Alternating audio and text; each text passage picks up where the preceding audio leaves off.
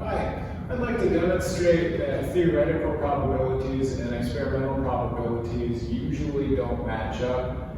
In this case, we're looking at the roll of two dice, whether it's in craps or some other board game. We've got 36 possible outcomes. Each dice has 6 sides for the regular set of cubic dice. And so we've got numbers 1 through 6, and if we counted all of these up, all these different combinations of how the dice can land, and we get 36 possible outcomes. There's one way that we can make 2. We have to have a 1 and a 1 for 2. There's one way that we can make 12. We need a 6 and a 6.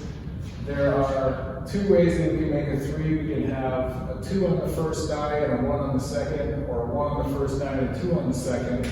And so in order to determine the simple probability, we're just looking at the number of ways that we can make a specific outcome divided by the total possible outcomes.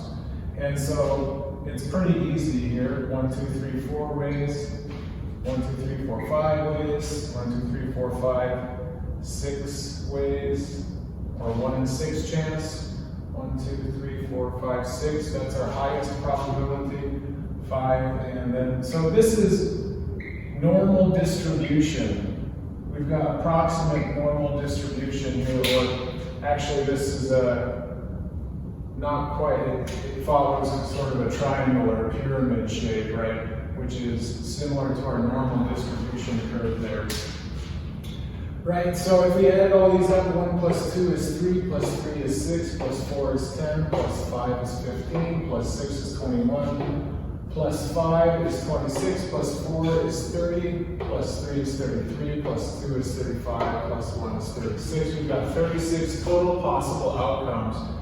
And we can see that since there are more ways to make a 7 than there are to make any other possible outcome here, or sum, then the most likely roll on any given roll is a 7. And these would be independent trials. Every time you shoot the dice, we start again. It's independent. It's not related to the previous shot of the dice, right? And so if we roll dice, say 36 or 72 times, then we would expect to see that we come up with 7 the most number of times.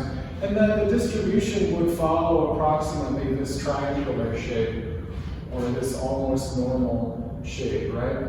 However, in trial experiment, I shot the dice 72 times and I came up with something a little different. Let's take a look at that.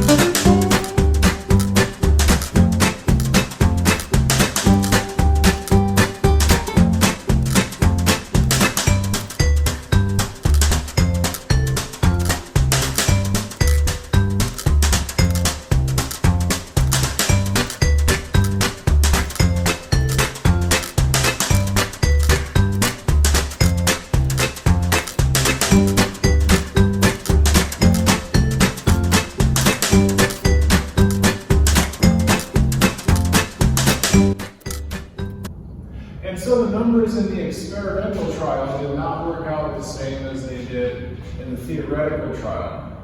We should have expected that if there were 36 possible outcomes in the theoretical probabilistic model and 6 of those outcomes were 7s, then in 72 trials we should have had 12 7s, right? In the theoretical model, we've got a mean, median, and mode right here at 7. That's the mean, median, and mode, right? Half the numbers are on the right, half the numbers are on the left. This is the most commonly occurring variable. Our mean here is almost the same. It's about 7.14. So we're pretty close. We've got also 7 as a median. And so we are approaching that sort of triangular or almost normal distribution. But our mode clearly was a 6, which we should have expected about 10. In fact, we got 10 7s.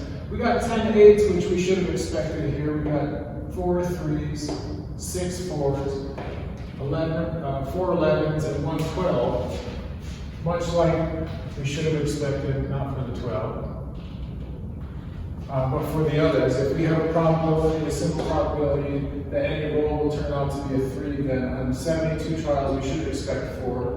We should expect 3 times 2 or 6 4s. We should expect 5 times 2 or 10 8s. And then we should expect 2 times 2 or 4 11s. So you can see that curve or that distribution is starting to take shape, but just like flipping a coin or any other pulling cards or simple probability, if you look at any random trial or any random outcome, it's probably not going to actually fit a theoretical model. However, over very large numbers, over the long term, if we take millions or even thousands of these trials, then we'll start to see that take shape. And it might take, in fact, infinite trials before, or nearly infinite, millions and millions and millions, before it actually takes that perfect shape.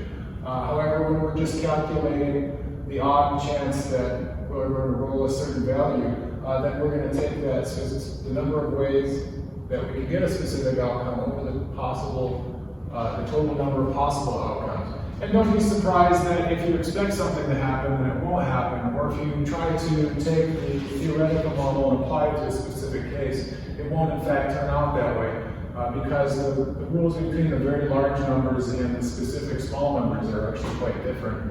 And this relates to the way that probability in small, large numbers differ. It relates to some principles in thermodynamics, which if you're interested, you can look at Brian Greene's Till the End of Time. He talks about how disorder and order kind of converge or diverge and relate between large numbers and small numbers, and the way that we can have a total number of possible outcomes and combinations of these different variables or circumstances. Anyway, that's not really related. However, so if we're working with experimental values, then we're probably going to expect a little different result than we would get in the theoretical model. But we can still rely on these as a rough guide, at least in the real world. Thank you.